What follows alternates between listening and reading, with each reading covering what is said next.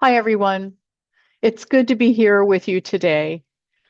I want to start today by reminding us where we've been, because what we're talking about today grows directly out of that previous work.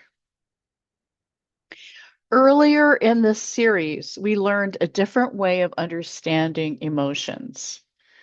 Instead of treating emotions as problems to solve or signs that something is wrong, we talked about them as information. Emotions are signals coming from the nervous system.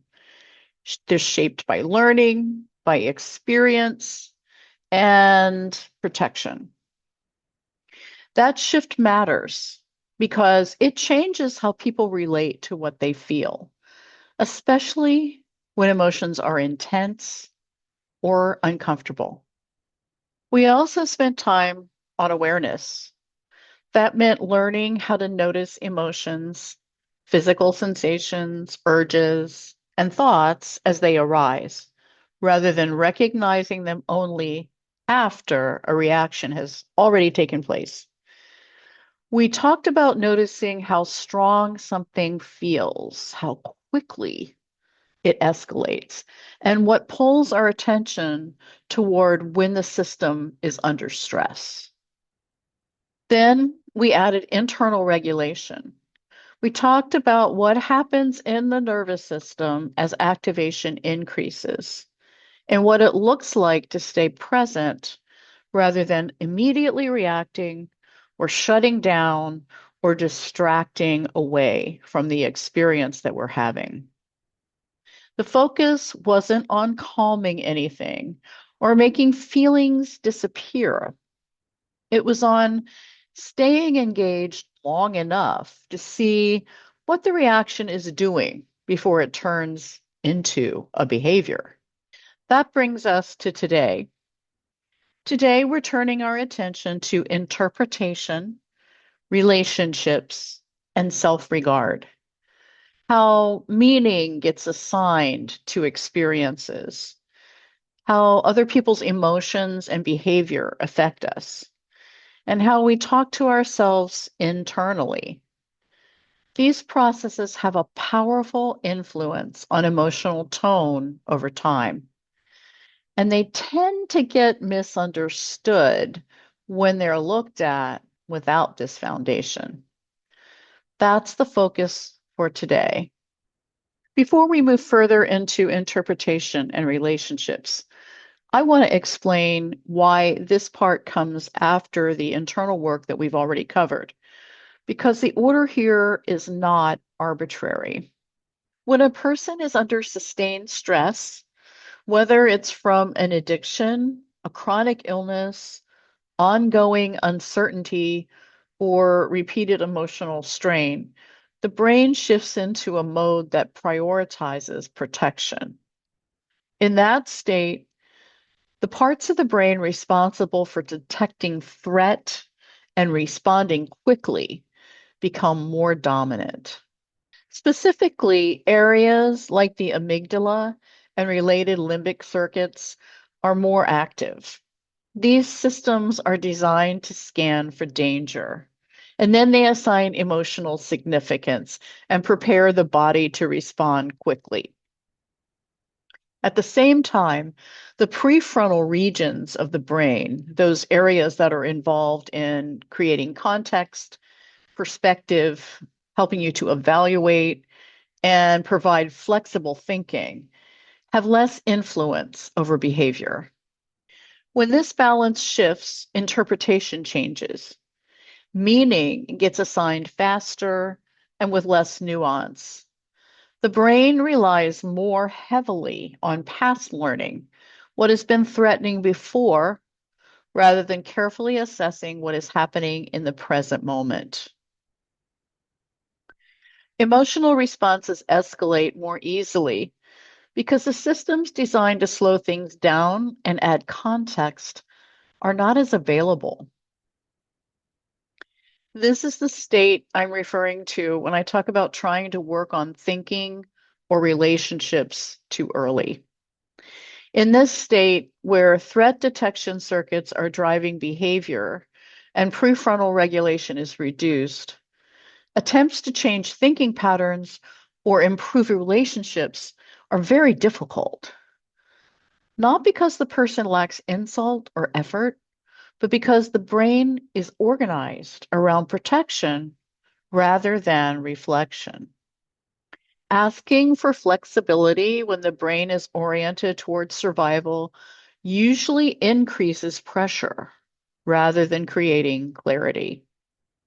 What changes this is internal capacity. When someone learns to notice emotional activation as it is happening and remain present with it, the balance between these systems begins to shift. The prefrontal regions stay engaged for longer periods of time. That allows interpretation to slow down long enough to be examined instead of acted upon automatically. As that awareness develops, assumptions can be recognized as assumptions rather than facts. Relational reactions begin to look like learned responses shaped by stress and history rather than evidence of personal failure. Self talk becomes easier to observe instead of immediately believe. That's why this work comes here. The internal skills allow interpretation, relationships, and self regard to be explored when the brain is capable of reflection, not just reaction. Now we can talk more directly about interpretation because this is one of the most influential factors shaping emotional stability over time. When something happens, the emotional response that follows isn't created by the event alone. It's shaped by the meaning that the brain assigns to what just happened.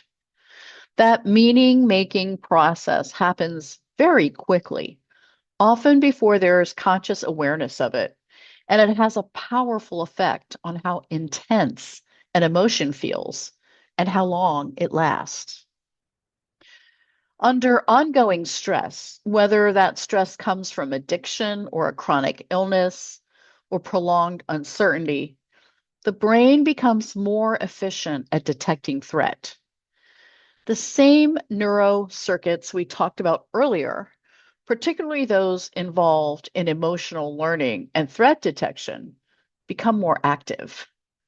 Their job is to answer questions like, is this dangerous? Does this matter? Do I need to respond right now? When those circuits are dominant, interpretation tends to move quickly and become more rigid. The brain is less interested in gathering full context and more focused on arriving at a conclusion efficiently. Meaning gets assigned based on what has been threatening or painful in the past, not necessarily on what's actually happening in the present moment. This is why interpretations under stress often sound absolute. Thoughts like, this always happens, or this means something is wrong, or I can't handle this. Those thoughts don't arrive after careful evaluation. They arrive because the brain is using prior learning to reduce uncertainty as quickly as possible. From a neurological perspective, this also explains why emotional responses escalate so easily in these moments. When threat detection circuits are driving interpretation, emotional intensity increases, and the parts of the brain that would normally help add perspective or slow things down are less involved. The emotional response feels bigger, heavier, and more urgent than the situation itself might warrant. What changes this isn't arguing with the interpretation or trying to replace it with a better thought.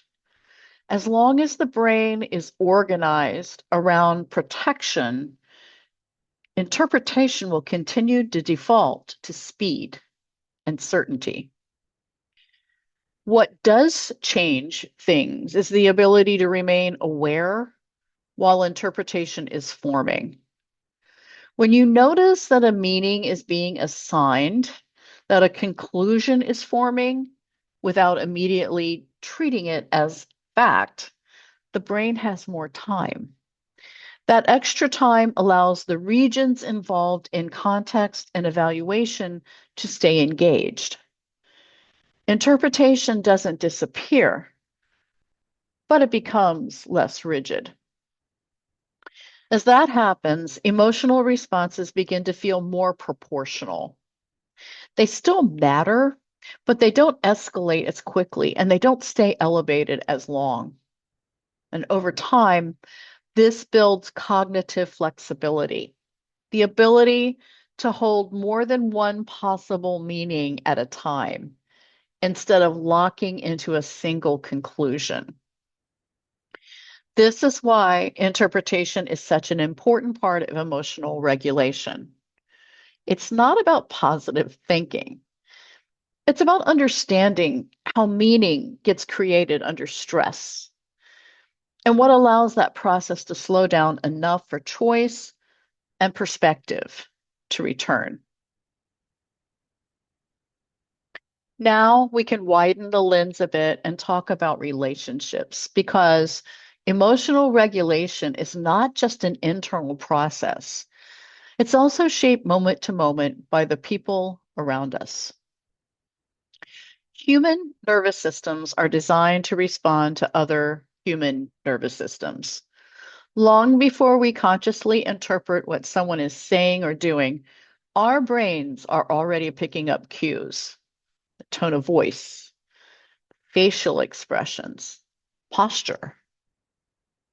Those signals are processed automatically and influence emotional state without requiring deliberate thought. When someone else is calm, regulated, or predictable, the brain tends to register safety. When someone else is stressed, reactive, withdrawn, or unpredictable, the brain tends to register potential threat. That happens even when there is no actual danger present. For people dealing with addiction, chronic illness, or long term stress, relationships often carry extra weight. Past experiences of criticism, misunderstanding, abandonment, or instability shape how relational cues are interpreted. The brain learns what to watch for, what to brace against, and what feels risky. Over time, those patterns don't just live out there with other people, they get internalized. The same responses that once helped navigate difficult relationships show up as internal reactions, heightened vigilance, self criticism, or a quick move toward withdrawal or defensiveness. This is why relationships can affect emotional tone so strongly. A conversation, a look, or a change in someone's behavior can trigger a stress response before there's time to think through what's actually happening. What changes this is not controlling other people or becoming emotionally detached.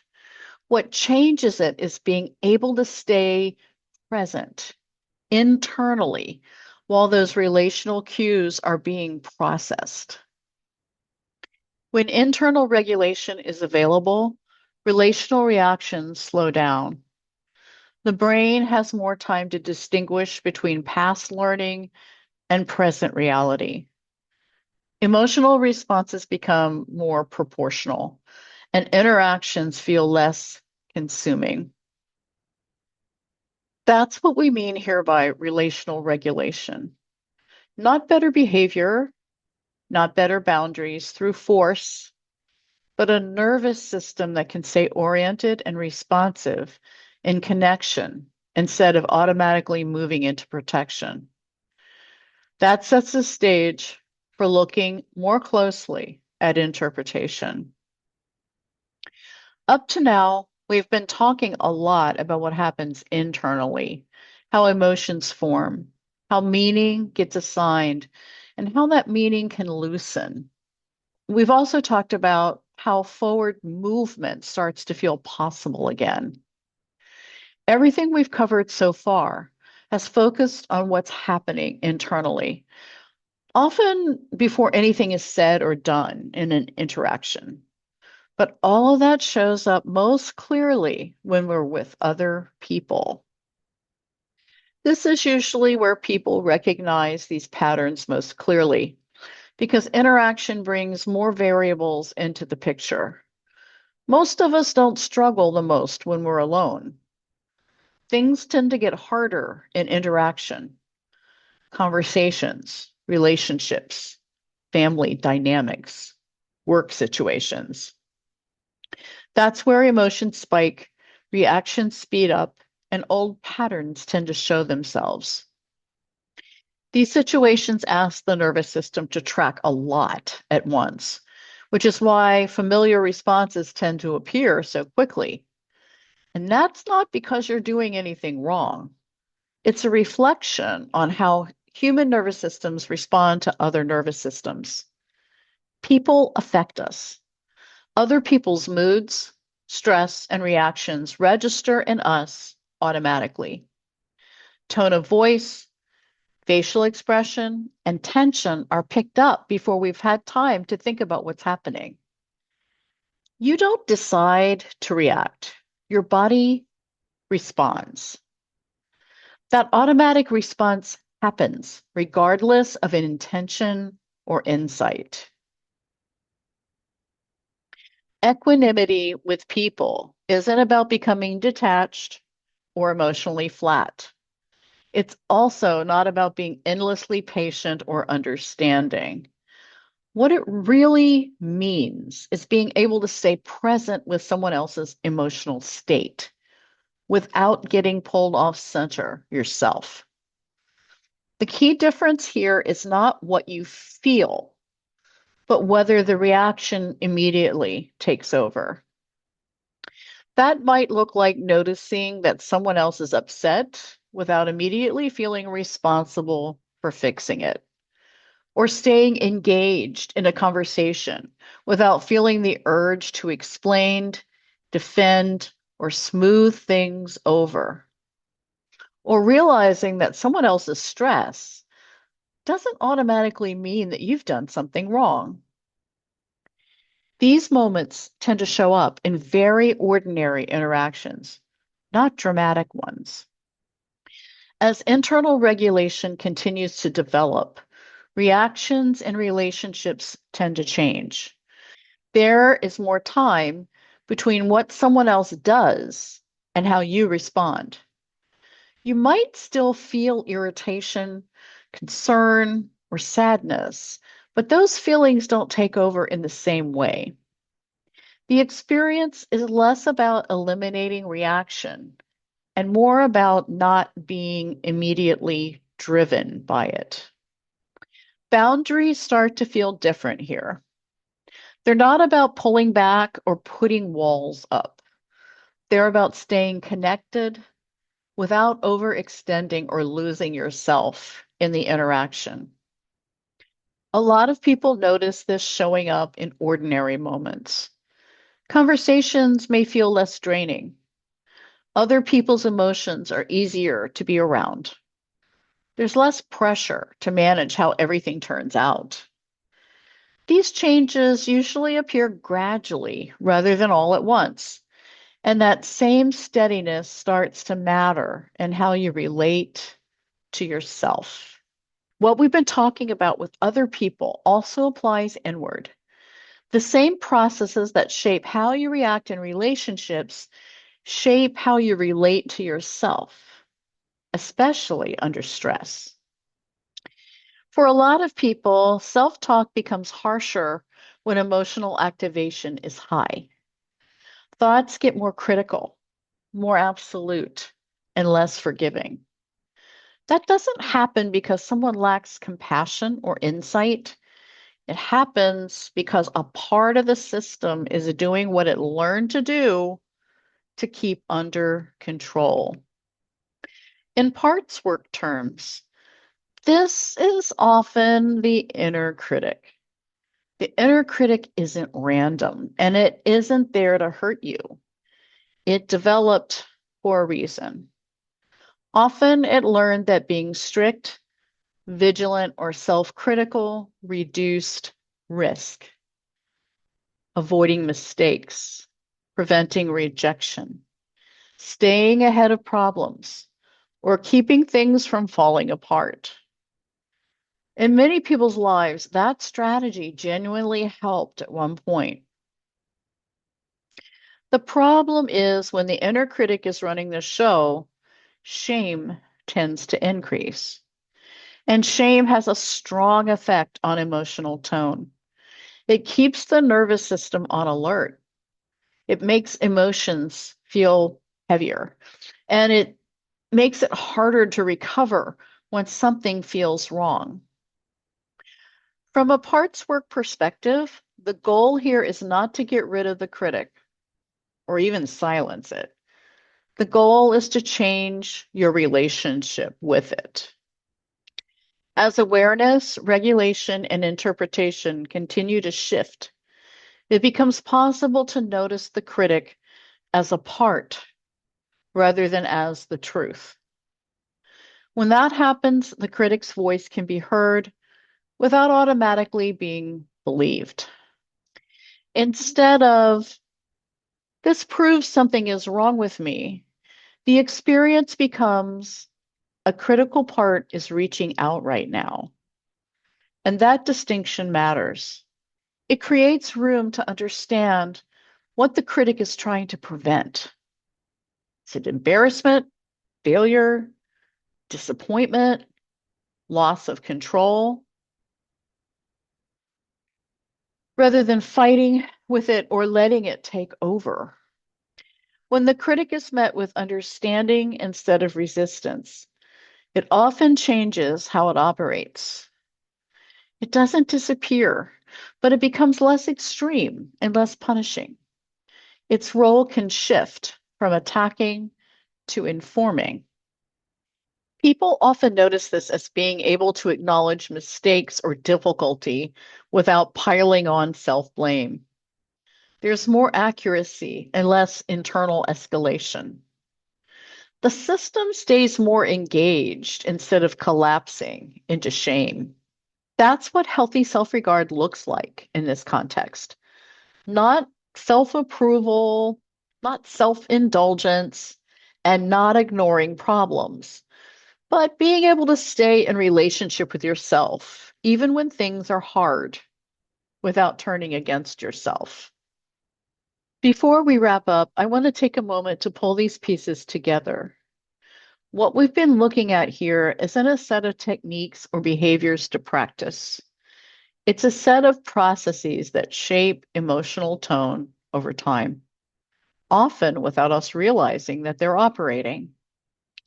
Interpretation matters because it shapes how intense emotions feel and how long they last.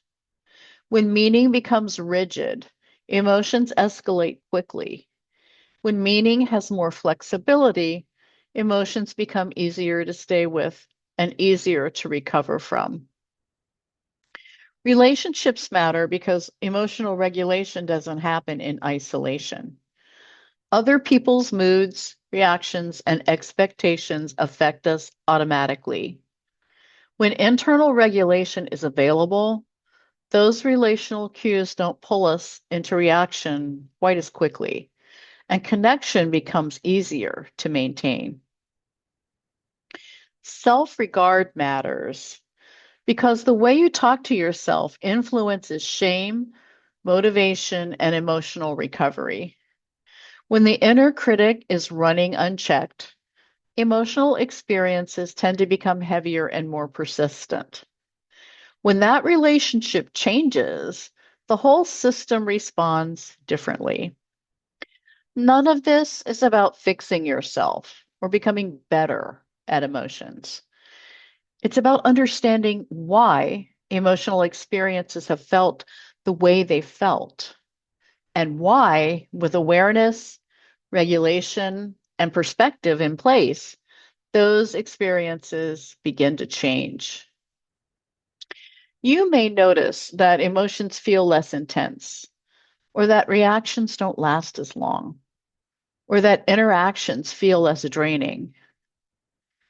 You may notice more tolerance for difficulty and less internal pressure when something doesn't go as planned. Those shifts don't happen all at once. They develop as these processes continue to work together over time.